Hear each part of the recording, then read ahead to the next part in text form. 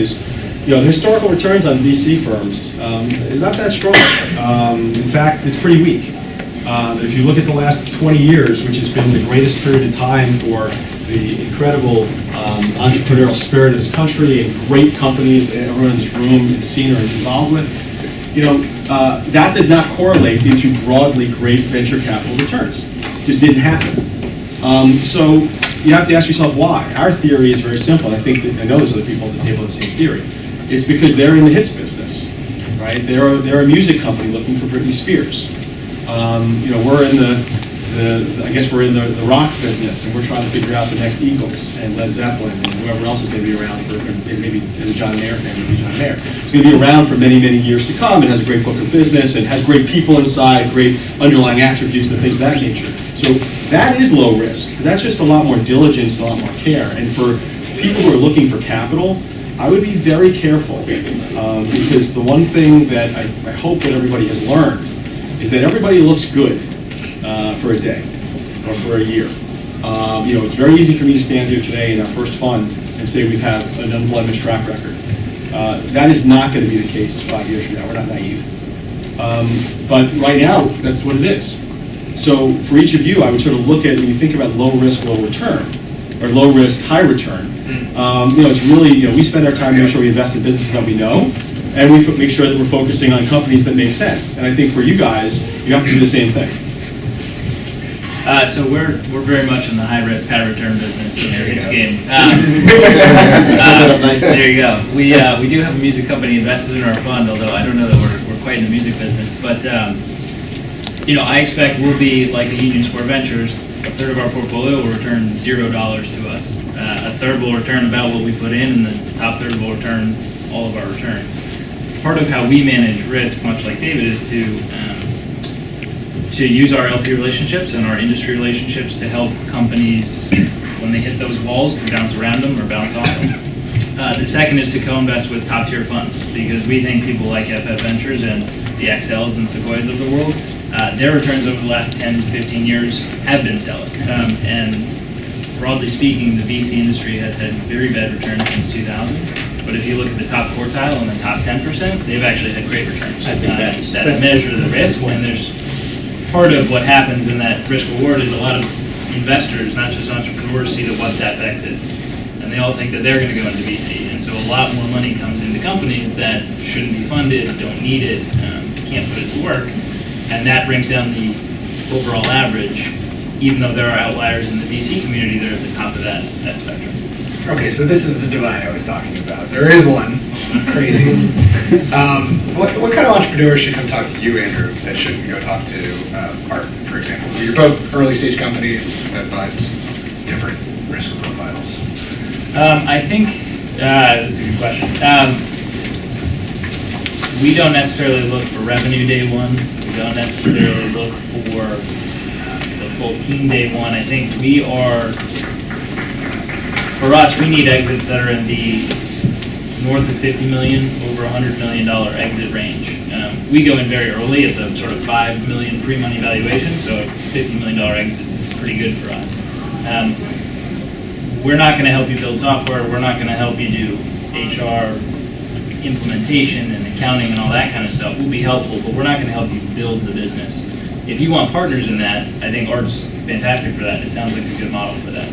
I think there's a bigger divide probably between just in terms of stage here, where Dan and TCP would work, and so we're much on the earlier stage. I mean, you guys are writing checks in the millions and millions of dollars, and we're writing checks in the few $100,000 range. So we'll get to Art in a second, but David, you're right there at the early stage, right? How do you see this divide? I mean, what kind of entrepreneurs are you talking to versus Art? So we'll talk with anyone, and in fact, part of the secret sauce of FF is that we are willing to cast our net wider. That's why we systematically do not identify ourselves as an investor in big data or media or any particular vertical. We're investors in disruptive companies, and it happens a lot of them are media, but that's not something we want to go into a priori sanely focus on. We're looking for great people.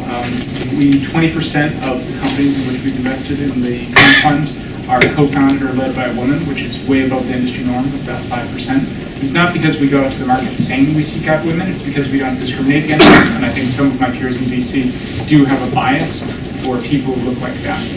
If they wear a hoodie and they're college dropout, that's even better. The VCs work on a filter basis, and that's a filter we see a lot of our peers use, is they're looking for stuff that looks like what happened before.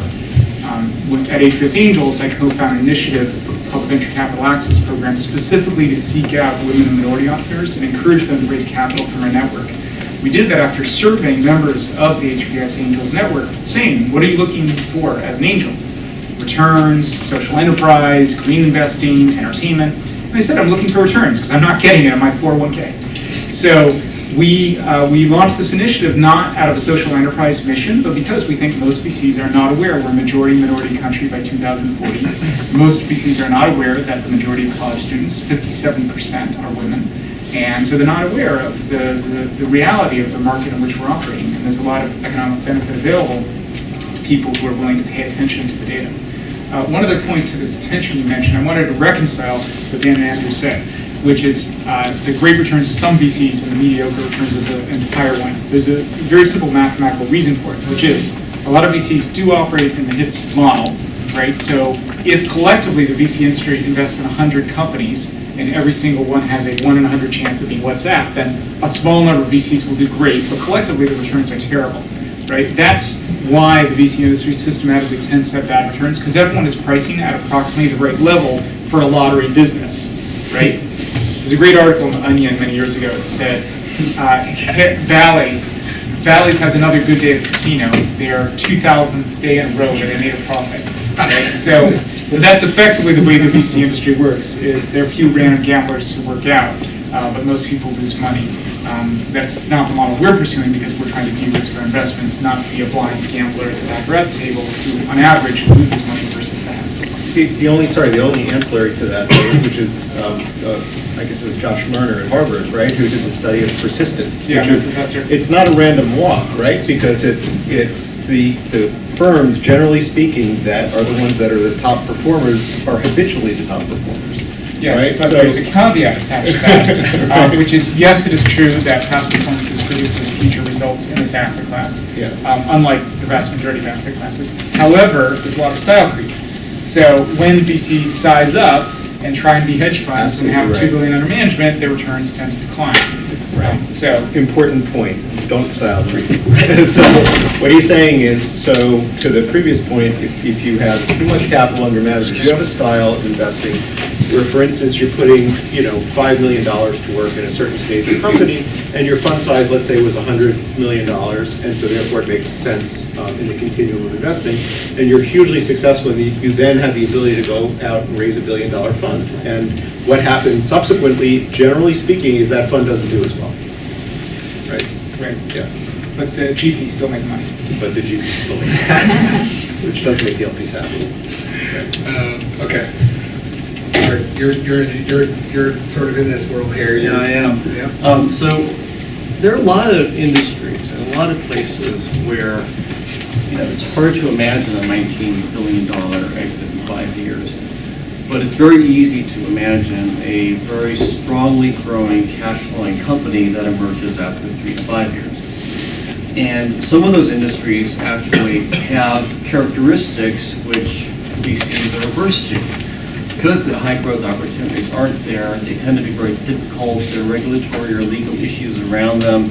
There are complex business practices and workflows that pervade those industries. It's very, very hard to think of disruptive efforts that are going to come in and disrupt Oracle or SAP or, let's say, in music and television and film, Avid, despite the fact that it is likely to be delisted from the New York Stock Exchange.